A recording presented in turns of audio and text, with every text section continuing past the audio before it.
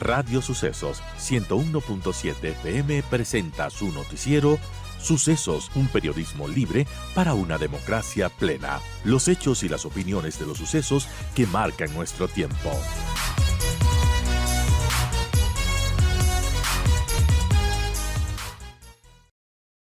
Y vamos a hablar acerca de la situación de los hospitales tras este lamentable fallecimiento de 12 bebés recién nacidos y una comisión externa de epidemiólogos, neonatólogos y también pediatras provenientes de la academia junto a la cooperación técnica de la Organización Panamericana de la Salud va a investigar las causas de los fallecimientos de 12 bebés neonatos registrados en el Hospital Público del Ecuador.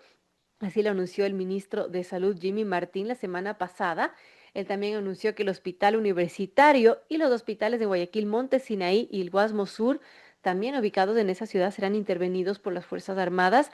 Esto con el objetivo de, bueno, darle más seguridad a los pacientes y al personal médico ante muchas denuncias de supuestas redes de corrupción que existen a la interna de estos centros médicos, en la que incluso los médicos pues laboran con mucho temor. Respecto a la investigación de la OPS, esto ha mencionado el Ministerio de Salud, va a permitir conocer los eventos sucedidos con total independencia y transparencia. Han dicho también que, sobre todo, y lo más importante, fortalecer en temas de prevención y la seguridad de pacientes en los hospitales. Así mencionaba el ministro de Salud en una rueda de prensa que dio a propósito de esta situación tan trágica. Y bueno, y que salió a la luz la semana pasada cuando se señaló que habrían fallecido 18 bebés en el centro médico, en el hospital universitario, debido a una infección causada por esta bacteria Klebsiella pneumonia, en la que, bueno, habrían contraído después de que los doctores, esto era una hipótesis nada más, que, bueno, muchos dicen que no podría ser posible, pero que reutilizaron cánulas nasales de oxígeno, ¿no? Que ya habían usado en otros pacientes enfermos y que esto se debería, pues, a la situación de falta de insumos en el hospital. Bueno, ¿qué podemos decir sobre la situación de estos hospitales, sobre también el cuidado, los protocolos que se tienen que tener, por ejemplo, en salas de neonatología, en donde hay muchos bebés prematuros que necesitan cuidados especiales? Estamos con el doctor Luigi Martini, él es médico microbiólogo, él fue director del instituto tan reconocido Izquieta Pérez. Y bueno, hablemos de esta crisis de salud. El Colegio de Médicos del Guayas incluso estaba pidiendo que se declare en emergencia. Eso no se ha hecho, pero bueno, se da esta intervención en donde se cambian a las cabezas de los gerentes de estos hospitales, se va a tener una intervención militar. Bueno, ¿cómo vemos la situación, doctor Luigi Martini? Gracias por acompañarnos y también el tema de esta hipótesis que se mencionaba y que incluso la mencionó el alcalde Aquiles Álvarez, de que se podían haber utilizado las cánulas de oxígeno, por ejemplo, debido a la falta de insumos. Algo que quizás es tan barato y que, bueno, podría haberse evitado si es que fue esta de las causas por la muerte de los recién nacidos. ¿Cómo vemos toda esta situación? Bienvenido, doctor Martín, y gracias por acompañarnos nuevamente. Gracias por la oportunidad que me da Radio Sucesos de poder conversar y exponer los criterios que se tienen sobre el tema muerte de neonatos, crisis hospitalarias, crisis de la salud pública. Realmente, personalmente y al grupo que me pertenezco, tenemos años pidiendo que se cumpla con la ley y con la Constitución. Esto es dar salud pública. El Ecuador está viviendo una situación triste desde todo punto de vista, desde el punto de vista médico, seguridad, clasista. Realmente es triste lo que estamos viendo. No tenemos representantes de colegios de médicos. Guayaquil tiene 3 colegios de médicos. La Federación Médica se volvieron a nombrar los mismos que ya habían sido, cosa que los médicos estamos huérfanos de una verdadera representación. En lo que se refiere a los hospitales, a partir de los comentarios que comenzaron a salir, me permití circular un informe técnico-administrativo de lo que ocurrió en el hospital de Chone, Napoleón y Casa, en el gobierno del doctor Alfredo Palacio. Mayo del 2006. Se tomaron medidas. El presidente de la República realmente eliminó al ministro, al viceministro, al subsecretario, al director provincial de salud, al director de los hospitales. Cerró el hospital. Ese hospital no podía continuar atendiendo neonatos donde estaban falleciendo, cosa que se lo cierra, se lo fortalece y después de que se lo reequipa, nuevamente se reciben niños y neonatos. Las condiciones actuales que tenemos realmente no son buenas. Hay que ver desde varios puntos de vista, diferentes enfoques. El tema neonato es un tema muy delicado. Son niños que nacen inmunodeprimidos, algunos nacen con bajo peso al nacer, son partos prematuros. El hospital universitario fue dado últimamente como un hospital gineco-obstétrico.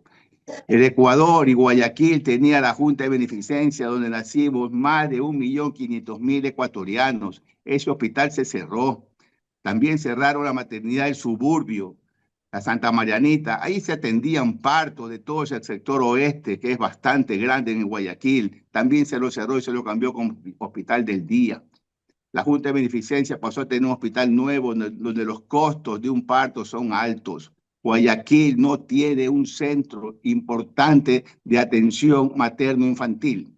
Las condiciones que se están trabajando no son buenas, ya lo hemos explicado, ya hay muchos profesionales de la salud, especialistas, neonatólogos que han dado su opinión al respecto. Ya no vale la pena volver a decir lo que ya hemos planteado. Lo que sí estamos solicitando a las autoridades es la investigación, una verdadera investigación y tener un informe que diga a la ciudadanía qué es lo que verdaderamente ocurrió para dejar que cualquier hijo de vecino con mucho nivel que tenga no puede salir a opinar lo que quiera opinar y opinan cosas que realmente son absurdas. Por eso es obligación del Ministerio de Salud y del gobierno dar la información clara y precisa qué es lo que ocurre en el hospital. Ya me referí en otro medio similar al suyo. Algunos se alegran con los niños muertos y otros dicen que no son tantos. Ese no es el punto. La salud pública es de todos. Debemos unirnos para levantar este país en todos los aspectos críticos que estamos viviendo. No nos podemos continuar despedazando entre nosotros. Se debe hacer un solo bloque en defensa de los niños especialmente. Ya hemos visto que los niños son los que, como se dice, son los que primero se sacrifican, tanto en Taisha, que tampoco tuvimos un diagnóstico claro. Sabemos que hay una bacteria que está circulando en el hospital. Sabemos eso. ¿Cuáles son las otras deficiencias? Los médicos están sacrificados allí, son pocos los médicos que trabajan. Hay que fortalecer, hay que capacitar la atención materna infantil, las visitas de las madres, al hospital universitario, un hospital de referencia, uno de los de referencia de Guayaquil, donde llegan de todos los cantones, Novo, Daule, Santa Lucía, Palestina, Pedro Carbo, de todos esos sectores llegan los niños graves, realmente en condiciones no buenas. Por eso se tiene que tener un centro de primer nivel que reúna los requisitos técnicos para poder atender a un recién nacido.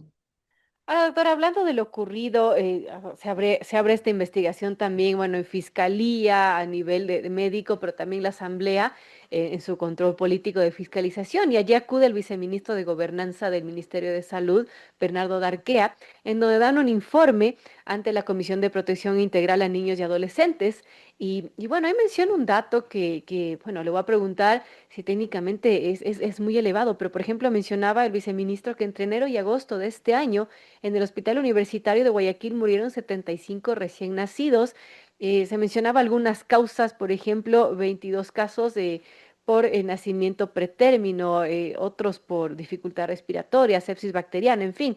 El caso es que a nivel nacional, el Ministerio de Salud informa de un registro de 624 muertes neonatales en el mismo periodo, de las cuales 48 se atribuyen a sepsis bacteriana. Pero bueno, cabe recalcar 75 de esas 624 muertes han sido en este hospital universitario. Podríamos pensar que allí hay un número demasiado elevado de muertes de neonatales.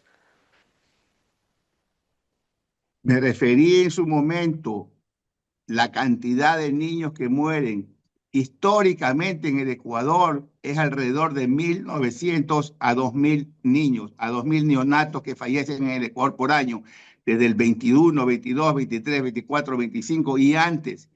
He revisado las estadísticas y esa es la cantidad de niños que, por desgracia, fallecen en el Ecuador. Ahora hubo un incremento de muertos en un mes. El incremento realmente no fue mayor. El tema es que lo hicieron político y cada quien comenzó a opinar lo que quiso opinar, hicieron un escándalo. Por eso es que el Ministerio de Salud debe salir a decir lo que está ocurriendo en el hospital, cuáles fueron las verdaderas causas.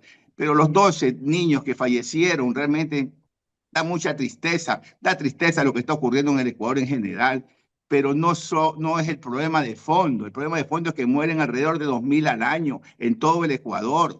Eso es la realidad, por eso el viceministro habla de 600 en 2 o 3 hospitales en Guayaquil, ¿no?, que va estos 8 meses del año, pero la totalidad en el país es alrededor de 2.000. Eso es alarmante y bueno, ¿qué deberíamos pensar de las causas de que tal vez mal manejo de los hospitales, pocos cuidados desde el vientre materno, por ejemplo, que no se hacen los controles adecuados? ¿Qué está pasando? Porque es alarmante que mueran tantos bebés, tantos niños. No tiene el Ecuador atención primaria de salud. Estamos reclamando que el Ecuador debe retomar las funciones de atención primaria de salud. El Ecuador se dedicó a hacer una medicina curativa y nos olvidamos de la medicina preventiva. La medicina preventiva es barata. Debemos retornar al Ecuador con las funciones que tenía, por ejemplo, el promotor de salud. El promotor de salud en las áreas más apartadas de Ecuador, costa, sierra y oriente. Me tocó trabajar con ellos muchísimos años y cuando hacíamos las investigaciones del Instituto de Higiene en esos recintos apartados que llegábamos a caballo o a pie, con el primero que nos entrevistábamos era con el promotor de salud, que era el que sabía lo que estaba ocurriendo en esa pequeña comunidad. Después teníamos los puestos de salud, los centros de salud, y había la vigilancia epidemiológica y teníamos el diagnóstico oportuno. Yo no me cansaré de reclamar las funciones que tenía el Instituto Nacional de Higiene. Dábamos ahí las directrices y dábamos el diagnóstico en forma oportuna, por eso que se tenía una respuesta inmediata y había control epidemiológico. A los epidemiólogos los degradaron realmente. Eso fue lo que ocurrió. Estamos viviendo una situación que el Ecuador no tiene su laboratorio oficial, ese era el Instituto de Higiene, y un pedido a la Corte Constitucional. La Corte Constitucional admitió el reclamo que hicimos nosotros, lo que estamos por el rescate del instituto. En junio del 2021 admitió el reclamo que pedíamos, la derogatoria del decreto 1290 del presidente Correa, con el que divide al instituto en INSPI y en ARSA. Eso fue un decreto inconstitucional. Nosotros fuimos creados, el instituto fue creado por ley del Congreso Nacional, por lo tanto, un decreto ejecutivo no podía eliminar ni dividir al Claro. Instituto Nacional de Higiene. Llamado a la Corte Constitucional que dé trámite a lo que ellos ya aceptaron a trámite. Bueno, ahora, ¿qué va a pasar con eso? Porque entiendo que había alguna iniciativa para revivir de alguna manera al Instituto Izquieta Pérez. Todavía no lo vemos. Lo que estamos viendo sí es que el instituto que se llama INSPI actualmente cada vez es menos. Eso es lo que nosotros estamos viendo, lo que estamos de cerca siguiendo la salud pública del Ecuador y las funciones que tiene el INSPI. El INSPI tiene personal muy poco, pero capacitado y preparado con maestrías, con publicaciones, con PhD, sin embargo, traen directivos de afuera que no tienen ninguna relación con las instituciones.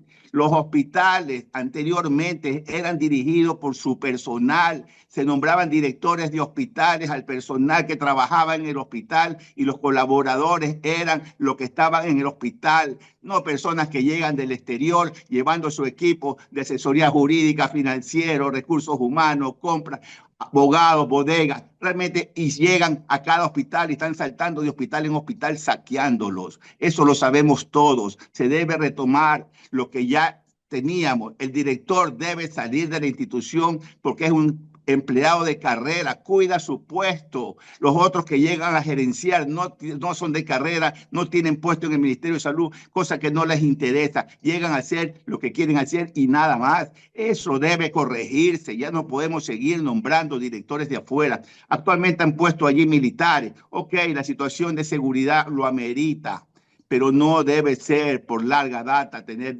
directores externos. Los directores de cada institución deben salir de su institución como era anteriormente. Se llegaba la autoridad a un hospital, hacía una asamblea y nombraba. Los mismos que trabajaban en el hospital nombraban a su director. Cosa que ahí había respaldo institucional, había cariño, había amor por el trabajo de su institución. Ahora llegan sin ningún cariño, sin ningún amor, llegan teniendo amor a otras cosas. Bueno, veamos qué sucede en los siguientes días. Esperemos que las acciones que están tomando, al menos para sanear ese tema de los tres hospitales de Guayaquil, que muchos consideran que está en una situación muy crítica por falta de insumos, por temas de inseguridad, por temas incluso de mafias. Ojalá con estas intervenciones mejore la cosa y bueno, tengamos más transparencia en el tema de la situación de salud neonatal que es crítica y bueno, no pueden seguir muriendo bebés con esa cifra tan alarmante que es 1.000, 2.000 por año, inadmisible realmente. Yo quiero agradecer al doctor Luigi Martini, médico microbiólogo, él fue director del instituto tan reconocido Izquieta Pérez y bueno, pues esperemos también que esos esfuerzos vuelvan a revivir este instituto que ya bueno, dejó de hacer su trabajo completo que con esto que ocurrió, con este decreto se dividió y bueno, lo que ha venido después no ha sido algo bueno, así que estaremos pendientes también de aquella situación. Doctor, gracias por acompañarnos en esta mañana. Muchas gracias a usted.